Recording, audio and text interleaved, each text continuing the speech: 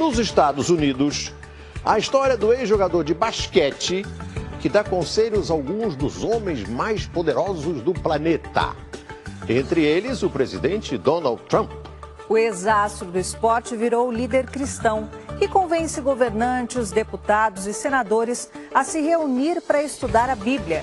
Ele defende a ideia de que a fé pode tornar realidade aquilo que muitas vezes parece impossível. Um aperto de mãos muito esperado. O mundo viu nessa semana um encontro histórico. A primeira vez que um presidente americano e um líder do fechado regime norte-coreano se reúnem.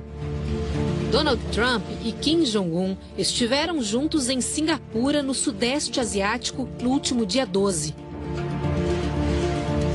Os dois assinaram um acordo pelo qual a Coreia do Norte se compromete a desistir das armas nucleares. Mas até chegar aqui foi mais de um ano de tensões entre os dois países, com ameaças perigosas dos dois lados. Muita gente temia um confronto nuclear nunca visto no mundo. E até mesmo os analistas políticos mais experientes não achavam que um acordo poderia acontecer. Em outras palavras, acreditar em um final feliz nessa situação seria visto como uma questão de fé e não de razão. Um grupo de estudos bíblicos americano é um exemplo de como a fé pode ter resultados reais no mundo da política. Quando este homem fala, algumas das pessoas mais poderosas do mundo param para ouvir, incluindo o vice-presidente dos Estados Unidos, Mike Pence, e o próprio presidente Donald Trump. Por isso, Ralph Drollinger é considerado um homem muito influente nos Estados Unidos. O trabalho do pastor Drollinger chegou até o centro das decisões no país mais poderoso do mundo. E uma vez por semana, um grupo se reúne aqui na Casa Branca para estudar a Bíblia. As aulas são ministradas por Drollinger, que recebeu o apelido de professor. Ele fala sobre como os ensinamentos do livro sagrado se aplicam à vida e ao trabalho dos servidores públicos. Com 2,15 metros de altura, Drollinger teve uma trajetória promissora no basquete. Por algum tempo, se recusou a disputar a milionária Liga Nacional dos Estados Unidos, a NBA. Isso porque já tinha se comprometido com uma equipe formada por jogadores evangélicos que se apresentava em todo o mundo promovendo a palavra cristã. No fim, Drollinger jogou 2 anos na NBA pelo Dallas Mavericks, mas no auge da carreira abandonou as quadras, segundo ele, depois de ouvir um chamado para mudar de vida. Felt a call on my life to go into ministry. O pastor recebeu nossa equipe na capital americana, Washington.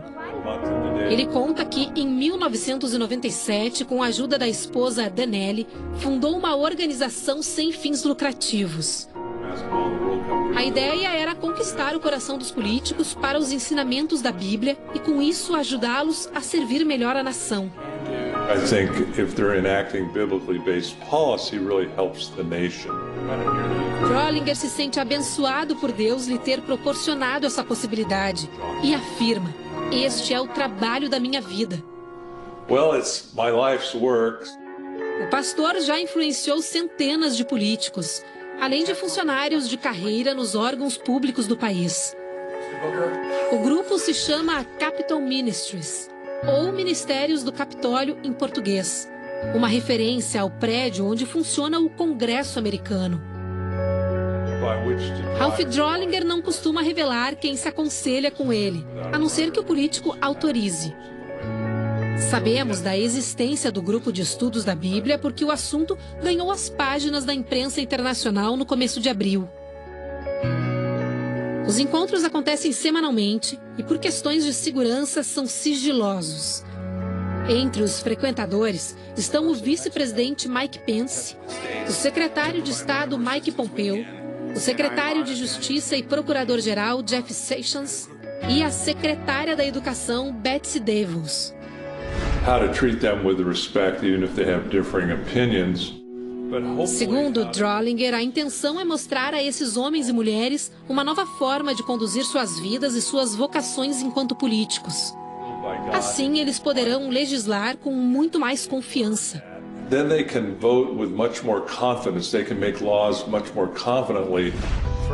O presidente Donald Trump defende essa ideia. Neste vídeo, gravado na Casa Branca, ele apresenta o ex-presidiário John Pounder, preso por assalto a banco. John ficou anos preso em uma solitária. Trump conta que ele se recuperou depois de começar a estudar a Bíblia e passar os ensinamentos aos outros detentos. Assim, graças ao poder da oração, o que antes parecia totalmente improvável aconteceu. John se regenerou. Trump diz então que John é exemplo de que, para resolvermos os muitos e muitos problemas e grandes desafios, a fé é mais importante que o governo. E nada é mais poderoso do que Deus. Reflexões como essas estão no Ministérios do Capitólio. A organização não autoriza nenhum tipo de registro das aulas, mas 2 senadores nos receberam em seus gabinetes para conversar sobre os estudos. James Lankford participa há 7 anos. Ele explica que o livro sagrado ensina a tratar as pessoas com humildade e mostra que um líder sábio está focado em servir, não em ser servido. A person that's focused on serving more than a person that's focused on being served. Lankford argumenta que as pessoas se preocupam pouco com o lado espiritual e que os estudos da Bíblia contribuem para a vida como um todo. Ele, por exemplo, aprendeu a lidar melhor com a família, a ser honrado com o próximo e humilde nas relações pessoais. How to be able to deal with honor each other, how to deal with humility. Já o senador Steve Daine está envolvido com o grupo há quase 4 anos. And we share breakfast together. Daine conta que os participantes discutem princípios como a humildade, a integridade e a bondade. Para o senador, qualidades necessárias especialmente para quem exerce o poder. Amongst our leaders. Hoje, os ministérios do Capitólio reúnem cerca de 60 deputados e senadores americanos de 2 dos principais partidos dos Estados Unidos, o Democrata e o Republicano. Além de 12 dos 17 integrantes do gabinete presidencial dos Estados Unidos. Os políticos deixam de lado as rivalidades partidárias para focar no livro sagrado. Há ministérios do Capitólio em 42 das 50 capitais americanas. Em outros países, já são 24 representações. Em agosto, a organização inaugura um ministério em Brasília. Aos 63 anos de idade, o pastor não pensa em parar. Ele explica que os ensinamentos da Bíblia são necessários não só para os Estados Unidos, mas para líderes de todos os países. Por isso, o objetivo de Ralph e Danelli Drollinger é levar os ministérios do Capitólio para todo mundo.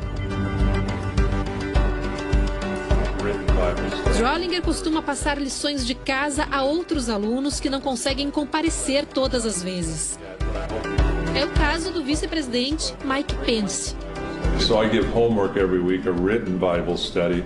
O presidente Donald Trump não vai aos encontros na Casa Branca, mas é cristão e se comunica com Ralph Drollinger por meio de notas escritas de próprio punho. He'll write me notes back on my written Bible studies, encouraging notes. Segundo o pastor, Trump pretende participar quando a vida estiver mais calma. He wrote me when things settle down. Vida mais calma? A notícia dessa semana pode ajudar bastante.